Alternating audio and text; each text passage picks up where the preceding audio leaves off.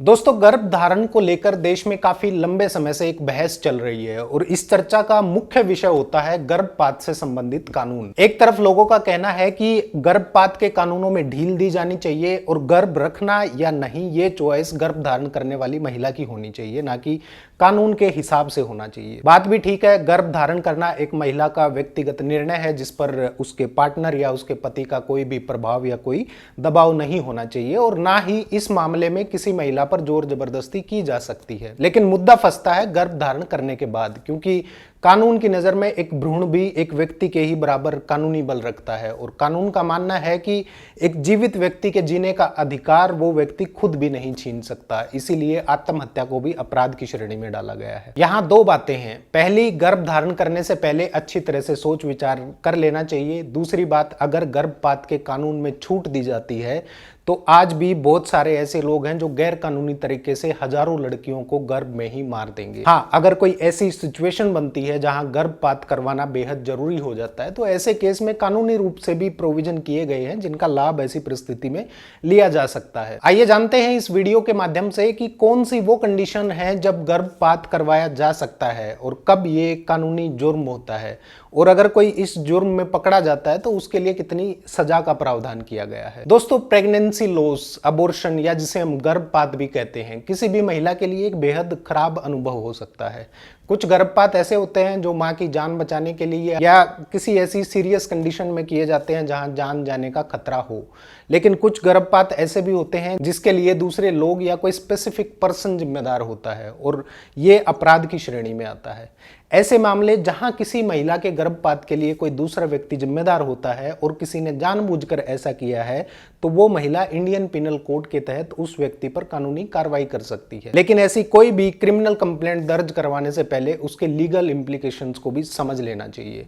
इस वीडियो में आगे चल के मैं आप लोगों को बताऊंगा कि कब गर्भपात कराना अवैध हो जाता है, सहमति से गर्भपात करवाने में क्या समस्या हो सकती है, इस अपराध के लिए कितने दंड का प्रावधान है और भारत में गर्भवती महिलाओं के लिए क्या लीगल रेमेडीज अवेलेबल हैं। सबसे पहले बात आती है कि अबॉर्शन कब इलीगल होता है या कब गर्भपात कराना अवैध होता है। हमारी आईपीसी में कुछ कंडीशंस बताई गई हैं, जैसे गर्भपात जानबूझकर या किसी प्रकार की सहमति से किया गया होना चाहिए, एक्सीडेंटली नहीं होना चाहिए, गर्भपात के पीछे कोई गुड फेथ नहीं होना चाहिए, किसी का हित करने का कोई ऐसा कारण नहीं होना चाहिए, यानी गर्भवती महिला के जीवन को बचाने के लिए नहीं किया गया हो, ऐसा सिचुएशन होनी चाहिए।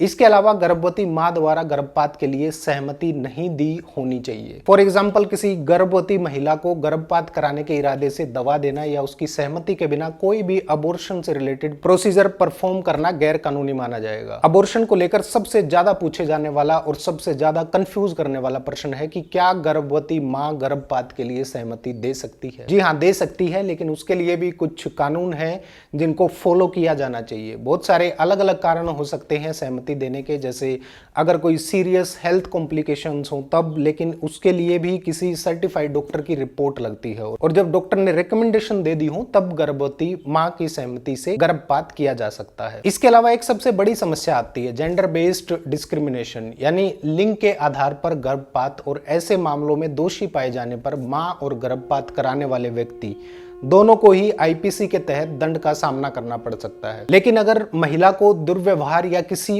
अन्य प्रकार के हमले के कारण सहमति देने के लिए मजबूर किया जाता है तो ऐसे मामले में मां दोषी नहीं होती है। दोस्तों, गर्भपात के मामले में अलग अलग कंडीशंस में अलग अलग सजा का प्रावधान किया गया है। अगर गर्भवती महिला ने गर्भपात के लिए सहमति दी है और महिला गर्भावस्था के शुरुआती दौर में है तो ऐसे में 3 साल तक की जेल और जुर्माने से लेकर 7 साल तक की जेल और जुर्माने या फिर दोनों से दंडित किया जा सकता है। और अगर गर्भवती महिला ने गर्भपात के लिए सहमति नहीं दी है तो इस केस में जिम्मेदार व्यक्ति को 10 साल की जेल से लेकर आजीवन कारावास और जुर्माने तक का सामना करना पड़ सकता है। अब बात आती है जिसके बारे में बहुत सारे लोग जानना चाहते हैं कि प्रेगनेंसी टर्मिनेशन का लीगल प्रोसेस क्या है, किन कंडीशंस में गर्भवती महिला गर्भपात करवा सकती है। दोस्तों, ऐसे मामलों में जहां गर्भावस्था के दौरान मां के शारीरिक या मानसिक स्वास्थ्य के लिए गंभीर खतरा पैदा हो जाए तब उस केस में महिला medical termination of pregnancy act 1971 के तहत कानूनी रूप से गर्भावस्था को समाप्त करने पर विचार कर सकती है। यह अधिनियम मां की भलाई और उसकी उसकी सुरक्षा के लिए कुछ स्पेसिफिक सर्कमस्टेंसेस में प्रेगनेंसी टर्मिनेशन की अनुमति देता है। आपकी जानकारी के लिए बता दूं कि गर्भवती महिला की सहमति के बिना गर्भपात करना भारतीय दंड संहिता के तहत एक गंभीर अपराध है, जिसके लिए कड़ी सजा का प्रावधान किया गया है।